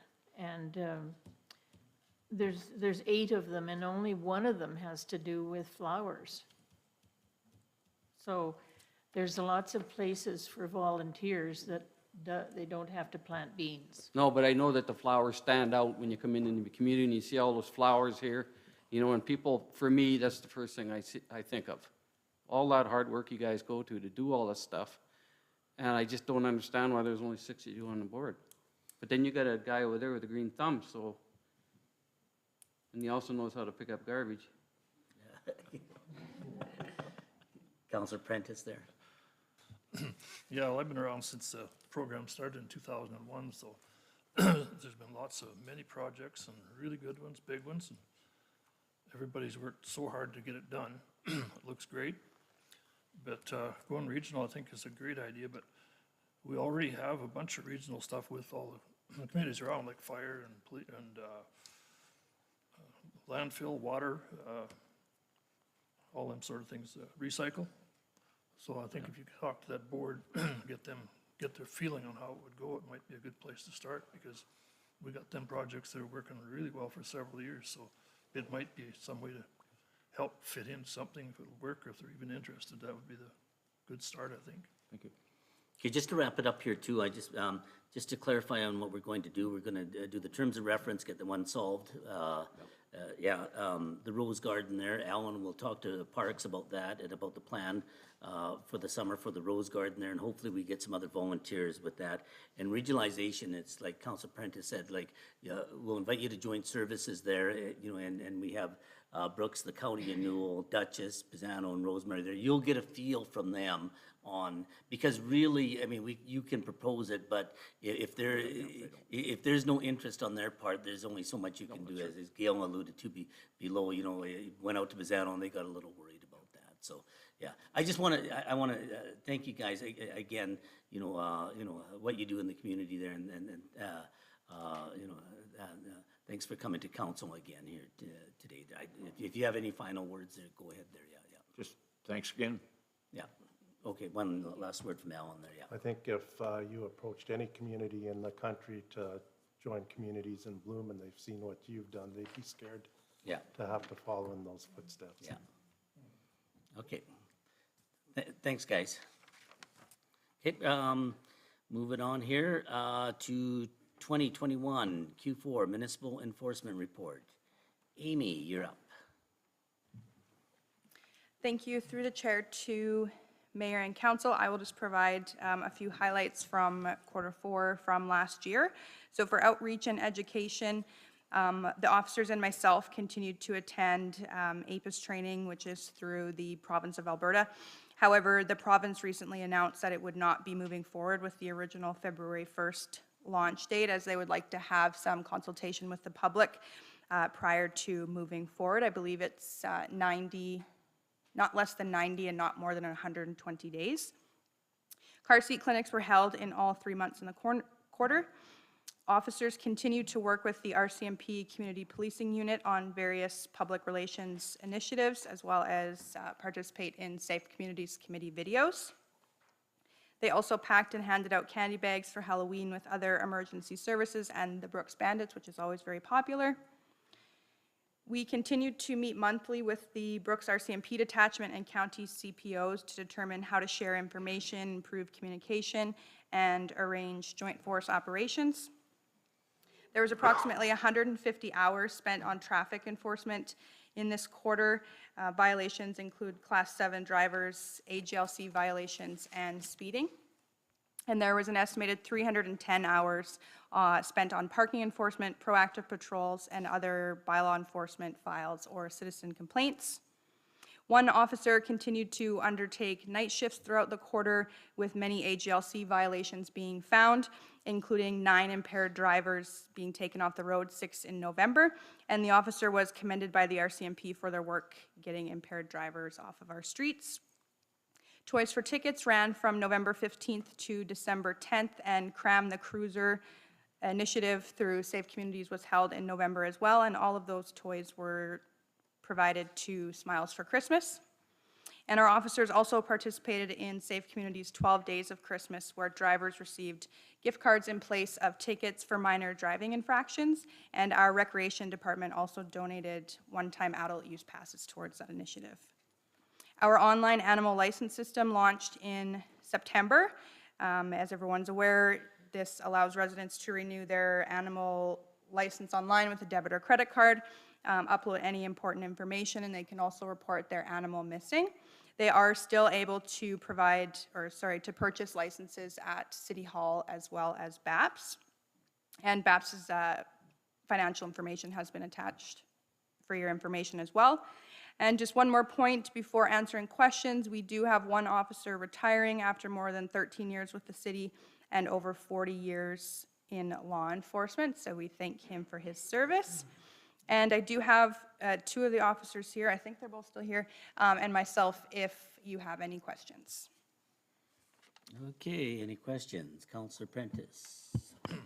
Since you've got this new system for dog license and whatever, has your license numbers come up because you've made it easier, or how's that looking compared to what it used to be? Through the chair to Councillor Prentice, we recently had a meeting with BAPS and they thought the license revenue was down. However, we only pay them once a month, so by the time when they did their books here, they hadn't received that January payment, which is, I can't remember off the top of my head, but it was large because most of them expire in January. Any other questions? Okay. I'm curious what the turnout is like for those car seat clinics and where you advertise them. Sorry, keep you on your toes over there. Through the chair, Mayor, and Councillor Wardrop, we do them once a month. I believe it's every third Monday. And between social media, so Facebook, Instagram, TikTok, and I think they're even in the newspaper, and they advertise for the car seat clinics. They're hit and miss. You can definitely tell different times of year when people are having kids, because certain months are a lot busier than others. But you can get anywhere between 5 to 10 on a busy Monday. Sometimes you could sit there for the 2 hours and get one. So it is hit and miss. It's hard to give an accurate number of how many we get, so. But overall, they're well attended, like. Oh, yeah, they are overwhelming. We get people calling even outside of car seat clinics to have their car seats checked as well. So Awesome. we also run the car seat clinics, but we also do them for people as well on any day, so. Great. Yeah. That's great, thank you. No problem. Okay, any other questions? You got off easy this time, Amy. Thank you very much. Quick one. Oh, you're too late, Ray. No, I was just gonna say, so She's you're had enough. down one staff member. Are you gonna have any issues replacing? Through the chair to Councillor Jessica, we will be starting the hiring process for that shortly. I believe the date hasn't been finalized yet, but looking towards end of March, early April for when Officer Thompson is finished. Okay, thank you, Amy. Okay. What's that? Yeah, yeah. We might not, Alan says we won't accept his resignation there. Yeah. Okay, we'll move. Yeah.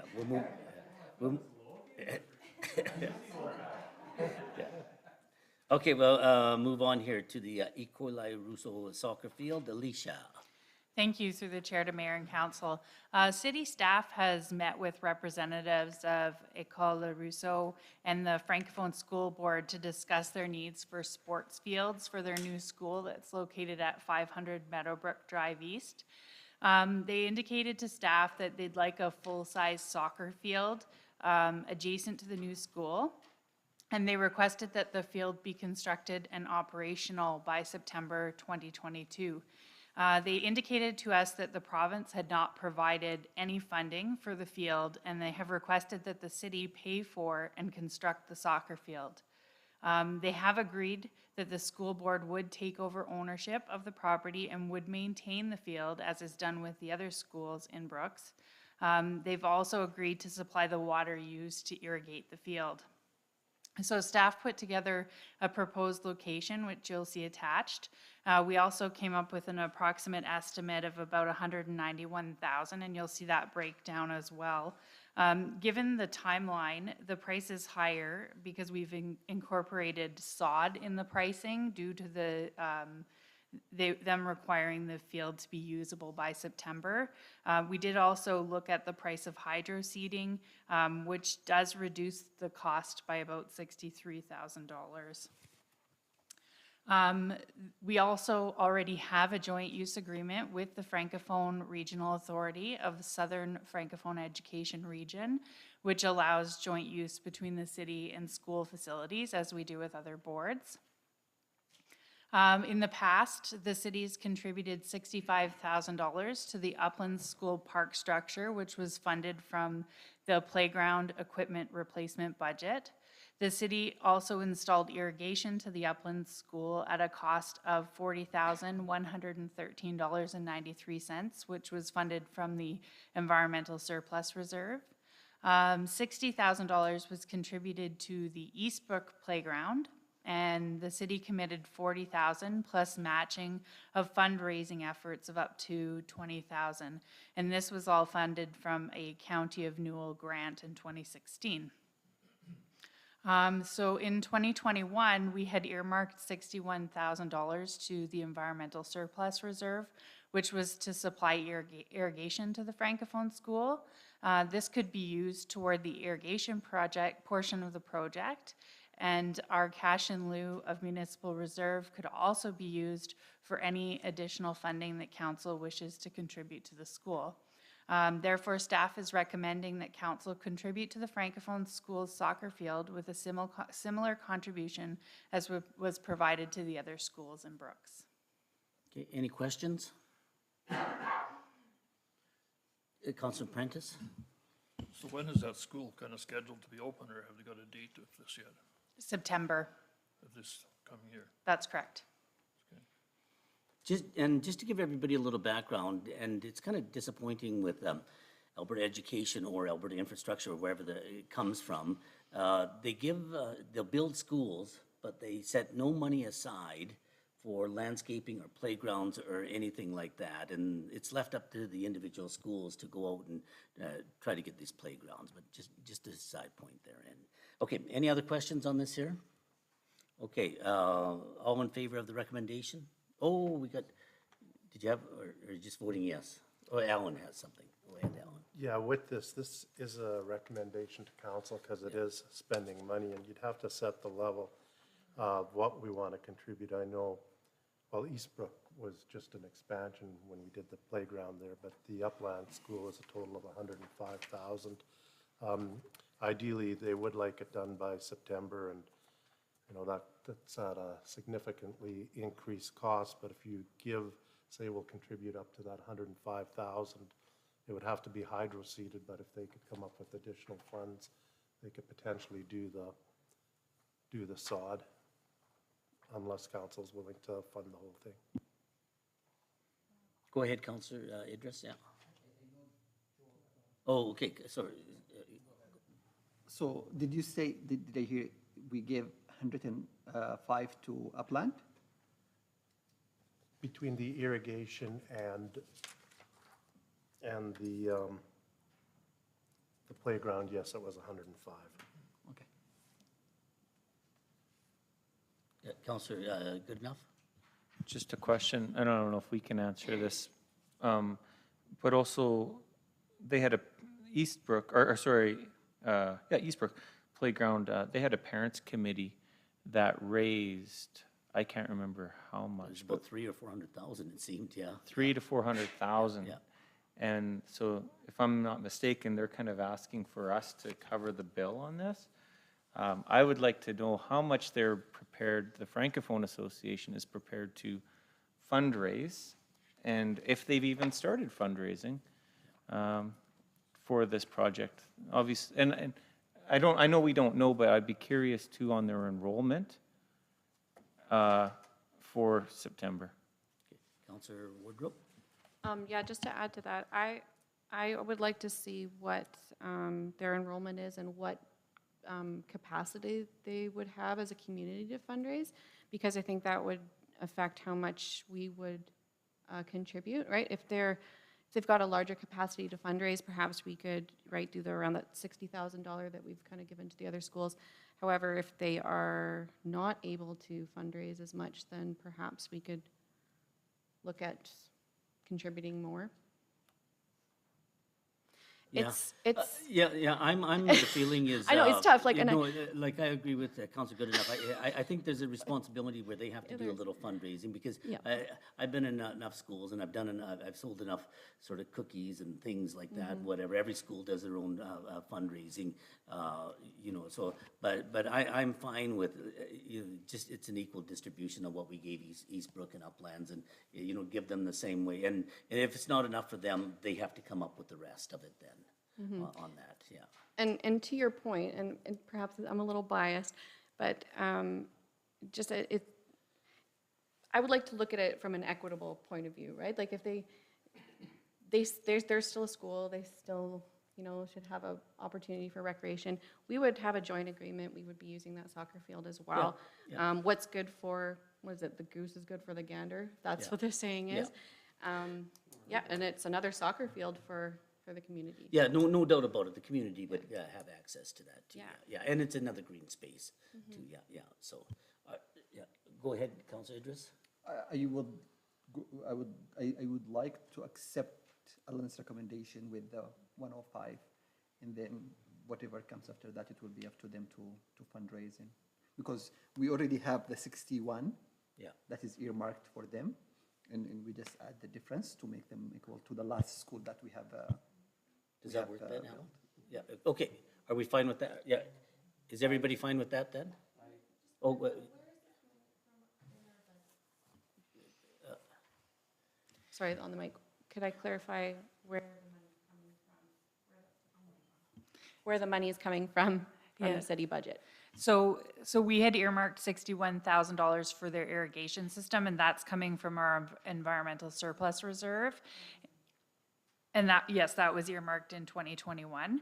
And then we have a cash in lieu of municipal reserve account that we're suggesting could be used for any additional funding aside from that.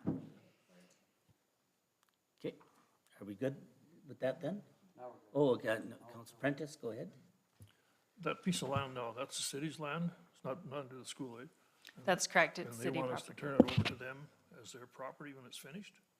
That's what we're suggesting, but I mean, we You're can take. you're suggesting that? That's correct, just because that's what's done with the other schools, that they actually own the fields and maintain the fields, and that the city has a joint use agreement so that we can use them outside of school times when required.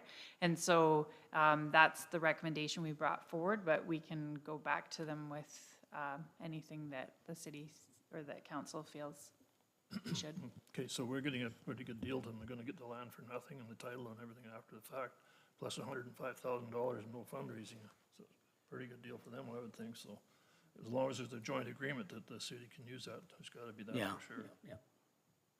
Okay, anything else? Okay, are we good to go on that one? That's all, we just have to accept the recommendation. All in favor of the recommendation then? Okay, So does that, because there is extra money, does that need to go to council? Yes, this will is a come- yeah, recommendation this to will come back council to for sure. council. Yeah, yeah, yeah. Okay, Don. Handy bus purchase. Thank you. Through the chair to mayor and council. The City of Brooks Handy Bus Transit Service Unit 4 is due for replacement this year. The unit is in poor condition as indicated in the attached condition assessment. The budget for the unit is $105,000. Staff posted a request for tender on Alberta Purchasing Connection on February 1st, 2022. City received five proposals as follows. One bus center was $126,000. Dynamic Specialty Vehicles was $127,000. Move Mobility was $117,400, and Western Bus Canada was one for $117,078, and they offered another one at $109,875. Staff evaluated the proposals based on the criteria of cost, delivery, parts, supply availability, location, and warranty. All proposals scored very well on all the criteria, which left price as deciding factor. Therefore, Western Canada Bus is the more favorable proposal due to the lower price. The lowest proposal for the unit is $4,875 over the budgeted amount. Funding for the unit is from the Handy Bus Reserve. At the end of 2021, the balance of the reserve was $179,000. Therefore, the overage would be funded from the Handy Bus Reserve. Therefore, the city is recommending that the City of Brooks Handy Bus Specialized Transit Service Unit request for tender be awarded to Western Canada Bus in the amount of $109,875.25, excluding GST. And furthermore, an additional $4,875 be funded from the Handy Bus Reserve. Okay, any questions? This is a recommendation that will go to council then. Yeah. All in favor of the recommendation? Okay. You got off really easy, Don, compared to everybody else today. Yeah, yeah. Okay, I need, oh, just wait, Sandra, go ahead, sorry. Yeah, because we're gonna go into, yeah. Good evening. I hope everyone is well. Couple of questions for you. I'm going to work backward. The delivery of the handy bus will be when-ish, please? Okay, Don, 6 to 8 months.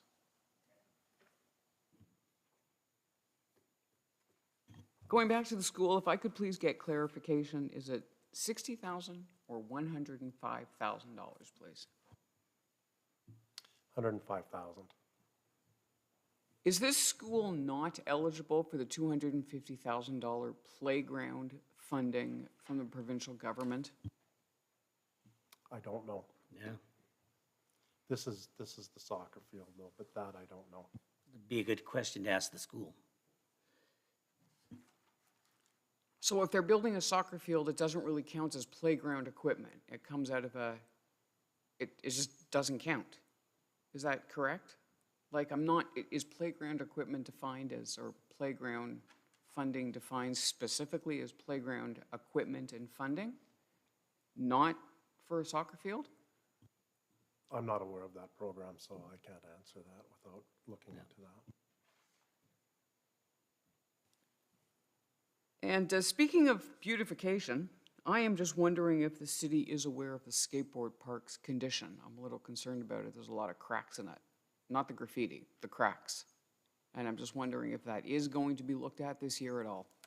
Okay, that has been brought to our attention there too, so, but Alan can answer that. Yeah, that was brought to our attention, as Mayor Petrie says, and Parks is looking at that for temporary and permanent fixes, so. Thank you. Okay, thank you. Okay, I need a motion that we move into camera. Councillor Nesbitt, that we move into camera at 6:26.